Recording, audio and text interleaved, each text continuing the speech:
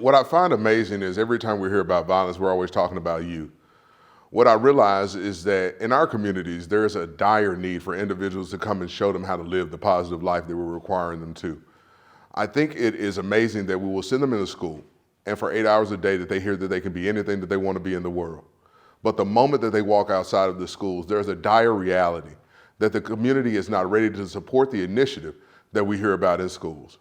That's where everyone can play a part, and making sure that the environment that our children are living in are an environment that is conducive for healthy growth if you want to eradicate violence.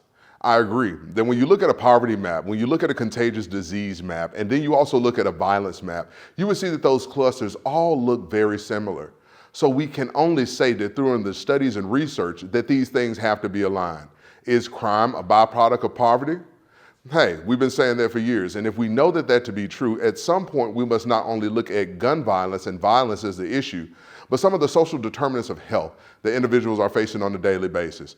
We have to understand that if a person doesn't have the basic needs being met, the cry of violence that you hear in our community is a cry out for those basic needs. So let's address all of it holistically. And that's what we do as an organization by going in schools, working with youth, and also being in the community. So when the students see me in school doing the programs, Heal 901, coaching boys and men, athletes as leaders, and shifting boundaries, they also see us right outside those doors in their community, making sure that community is a safe place and conducive for healthy growth.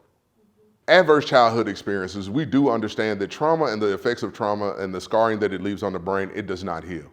And we do know that ACEs has now become a buzzword. Is it something serious? Yes. But can I change the adverse childhood experiences of a child?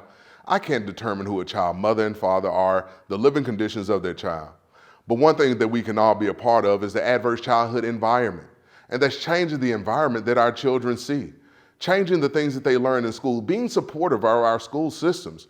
If we know that there are some things that the community sees that needs to be added, we should be partnering with Memphis-Shelby County Schools as well as all of the other charter schools and districts that are in our area to make sure that we're giving them those necessary life skills to be able to assist the school system so that we can see positive youth coming from our communities.